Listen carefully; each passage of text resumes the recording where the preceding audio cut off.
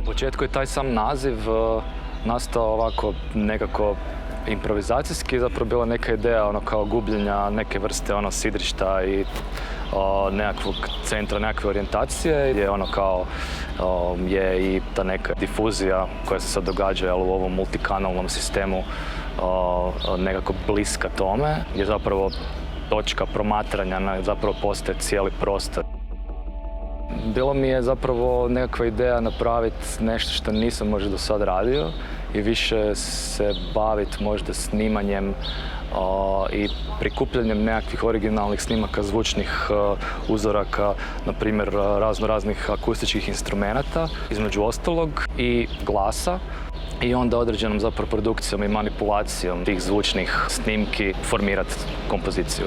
Tek zapravo u praksi sam skužio šta se sve nekako može sa time dobiti, koja je zapravo nekakva golema razlika između toga i nekakvog stereo sistema. Generalna ideja je bila da se stvori nekakvo putovanje slušatelju koje priča priču, koje ima u svojoj kompoziciji nekakve određene ulomke i određene točke po kojima se slušatelj može, kako reći, navigirati. Ona je raznolika i u svojoj dinamici, kao i svaka priča ima nekakav početak, sredinu i kraj. Tako da je ideja bila da zapravo umjesto kao što bi pripovjetka imala riječi, ovdje koristim elemente svoga glasa i komponente zvuka kao nekakav vokabular. Normalno uz tehničku podršku cijelog tog multi-channel sistema. Definitivno je izazovno te finese koje se događaju dok zvuk putuje staviti na točno mjesto gdje smo se zamislili i u točno vrijeme kojemu smo ga zamislili. Ali ovdje se po prvi puta bavim pravim nekakvim konkretnim aranžiranjem i kompozicijom bez korištenja teksta, samo sa glasom koji na kraju krajeva koristim prvenstveno kao instrument.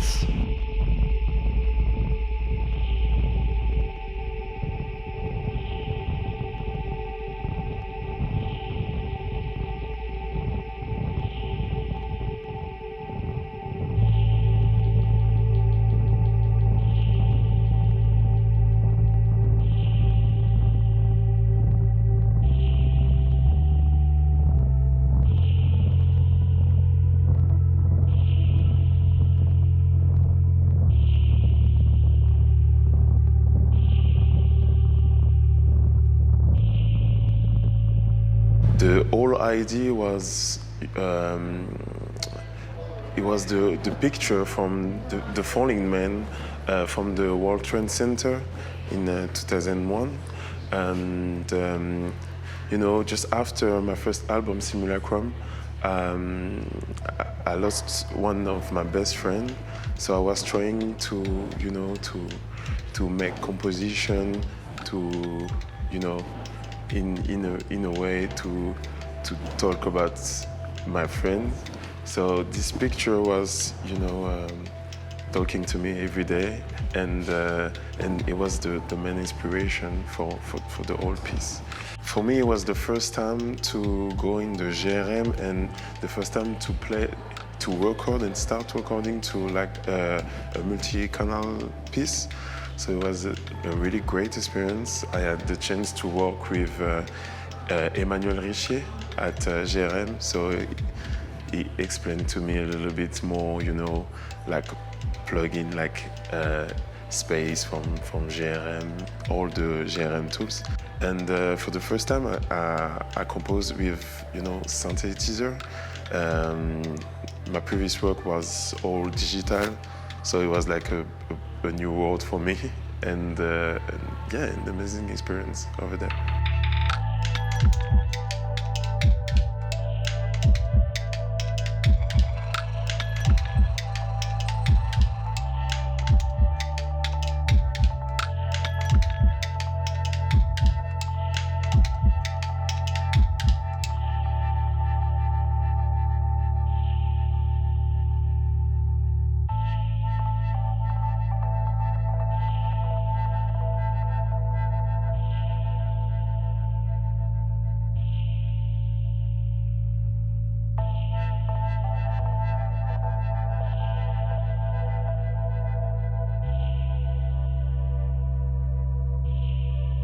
Since many years, with Maya, we have this Rdecha Raketa, and we are working with electroacoustic music inspired by very abstract sounds.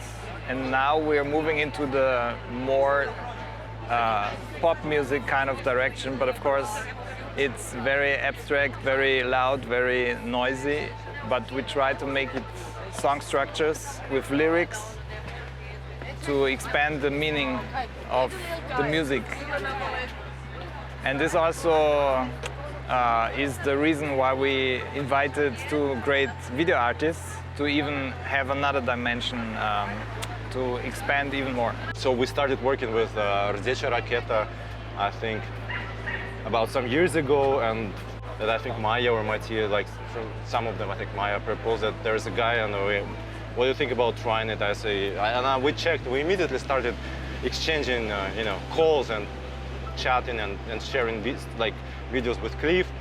And yeah, it's really cool, so, and it's always enriching, and it's the worst thing that can happen to an artist, just like get stuck and just me, and just like kind of echo chamber, and you always need an external view, always, and if you want to live on.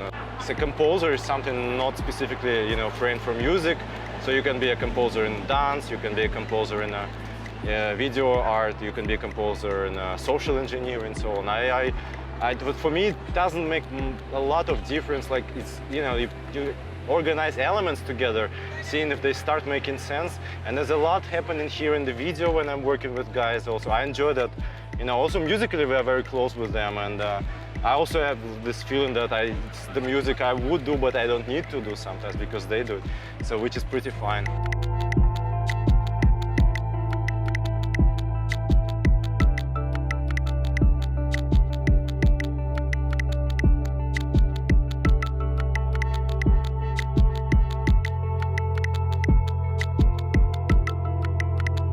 Ja sam pokušao kompoziciju raditi krećući od jednog više vizualnog skora ili vizualnih bilješki, kao da zvuk stvara film ili kako možemo zvukom stvoriti naraciju i preseliti prostore u druge prostore, te izazvati određene osjećaje poput anksioznosti, tjeskobe, straha, smirenosti i nemira.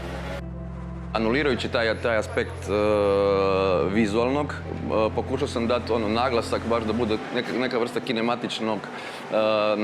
kinematične naracije kroz zvuk, upravo zato jer to omogućuje približavanje izvornosti onog što zvuk je i njegove mogućnosti. Ja sam pokušao koristiti tehničke mogućnosti samog sistema da bi mogao dobiti, nazovimo, neke zvučne slike koje u običnom stereo formatu nema mogućnosti uopće prići tome. A u tom smislu mislim na stvaranje posebnih zvukova koje se nalaze u prirodi kad prenosimo jedan prostor u drugi, da možemo osjetiti znači dimenziju, da osjetimo smjer kretanja. Recimo u slučaju kad u kompoziciji čujemo kišu, gdje se ona nalazi i gdje mi nju lociramo i koje su ti neki, znači kad slušamo prirodne zvukove, oni nama negdje donose jednu kao vrstu sigurnosti, u onom smislu svjesni smo, prepoznajemo to, međutim šta se dešava kad to izmijenjamo prirodne zvukove baš kroz sistem, onda se tu u našem receptivnom aparatu nešto počne mijenjati.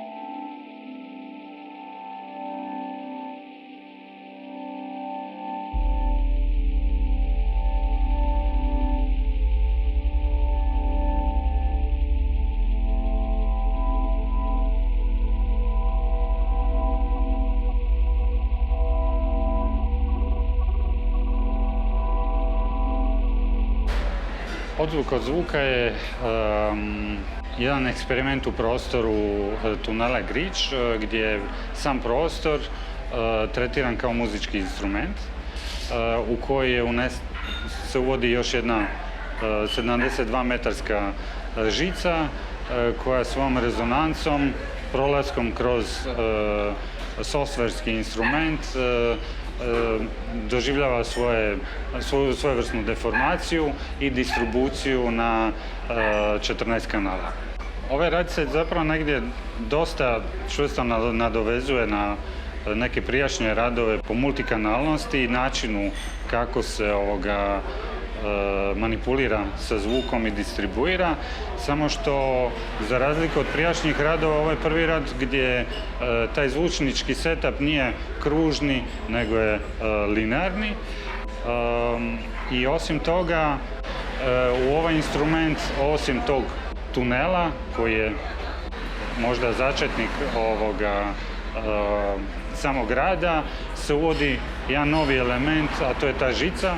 To je recimo nešto novo i onda da ja na tu žicu interveniram kao na što se inače svira neki instrument, tako da je to jedno novo možda poglavlje koje se otvorilo kroz ovaj rad.